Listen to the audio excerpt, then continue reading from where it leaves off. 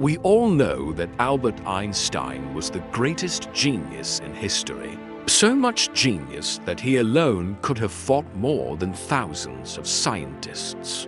The thing that we humans can't even think of, Einstein thought, understood, and made it easy for the whole world. Albert Einstein was a physicist who made the laws of theory of relativity, E is equal to mc2, and photoelectric effect, and left the whole world astonished and worried. And because of this, he was also awarded the Nobel Prize. Looking at his extraordinary ability to think and understand, people used to think that Einstein has a special brain, which is very different from us ordinary humans. Einstein himself had an idea about this. That's why he didn't want to do any research on any part of his body after his death. In fact, he had given instructions to burn his body to ashes after his death. But then what happened was what Einstein was afraid of. On April 18, 1955, when Einstein died in Princeton Hospital, the doctor who came to know the cause of his death quietly removed Einstein's brain, because he was curious to know what was in the brain of the world's greatest genius. Welcome to Scope History Videos. Viewers, Dr. Thomas Harvey was the one who stole Einstein's brain, who was more interested in studying this special brain than the consequences of being with him. A few days later, when Princeton Hospital found out about Dr. Harvey's action, he had to quit his job. But Dr. Harvey managed to get permission from Einstein's son, Hans Albert, that he wants to unveil the secrets hidden in his father's special brain and bring it to the world. From that day on, the longest journey of this brain began. Dr. Harvey was a pathologist who only knew how to do post-mortem.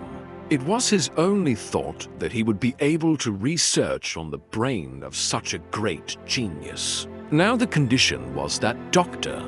Harvey had also lost his job at Princeton Hospital and his position as a pathologist. Einstein's brain, which Dr.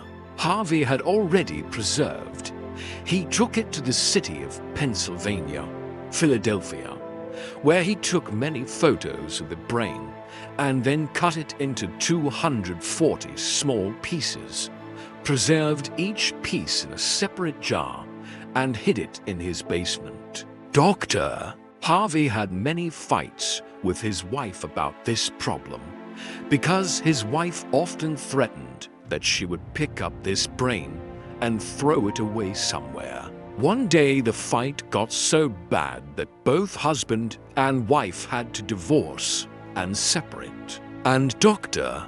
Harvey took the brain to the city of Kansas, Vegeta, where he started working as a medical supervisor in a biological testing lab. And here he tried to study Einstein's brain well in his free time. After that, he left several jobs and traveled to different cities with this brain. Many years had passed, but Dr. Harvey could not do any special research on Einstein's brain. Instead, his medical license was cancelled, and the situation got so bad that he had to start a job in a plastic factory. That's when he made a good decision for the first time, that he would send different parts of his brain to the world's best neuropathologists for detailed research. So he did. After 30 years of brain theft in 1955, i.e., in 1985, a study was published on Einstein's brain for the first time.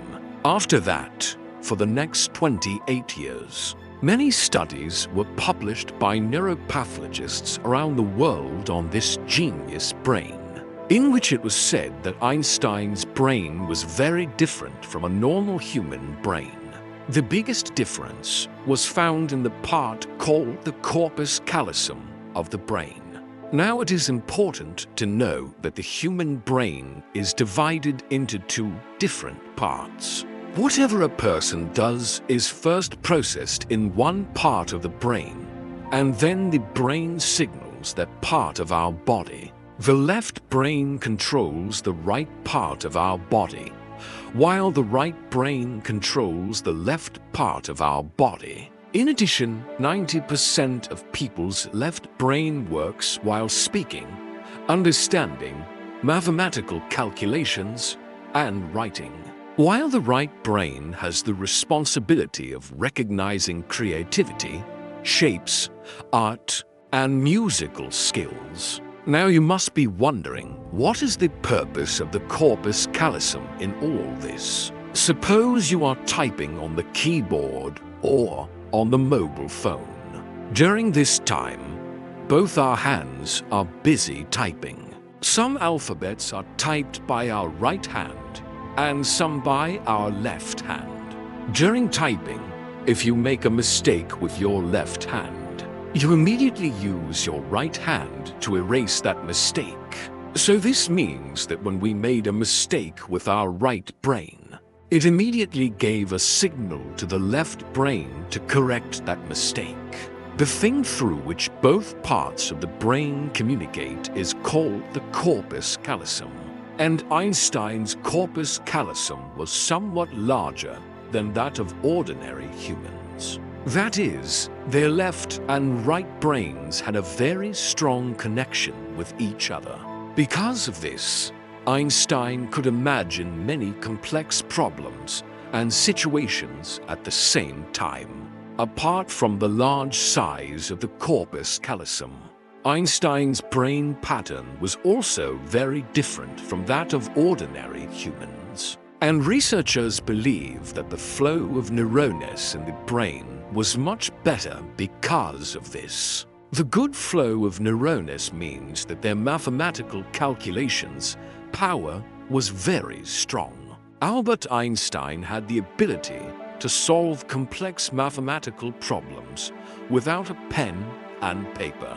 With the help of his brain, another reason for the high number of neurons was also mentioned in the research papers. When Einstein's brain was weighed, it weighed 1230 grams, whereas ordinary humans weigh 1400 grams. Researchers believe that the lining of their brain was very thin, which is why more neurons were found in them. But the biggest question was still there. Was Einstein born with such a special brain, or did it change after his birth? After the test, it was found that when Albert Einstein was born, he could not speak for 5 years, while other children start speaking at the age of 2 or 3 years. Even when they started speaking, they did not like to speak much, but they were always lost in their own thoughts. They had very little power to memorize things. In fact, it was difficult for them to even remember simple math tables. He was a master of processing maths and numbers in a logical way, rather than memorizing them. In school life, Einstein failed in every other subject. Only maths and science were the only subjects in which Einstein's numbers came out the most. When Albert Einstein was 12 years old, a family teacher forgot his geometry book with him.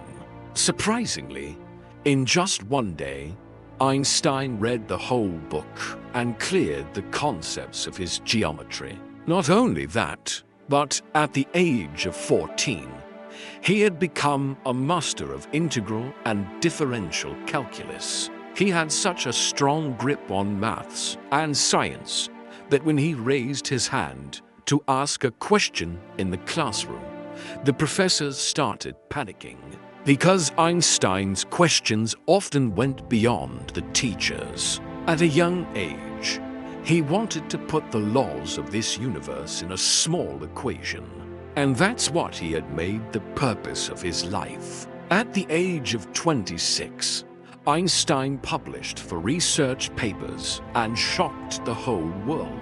And that's why he was awarded the Nobel Prize for playing a great role in the degree of Ph.D. And for humanity, you can guess it just by the fact that even today, without Einstein's theses, science is completely incomplete. Many doctors and scientists concluded that Einstein's brain was special after he was born. The biggest reason for this was that when he didn't get any answers to his questions, he used to look for answers with his own brain.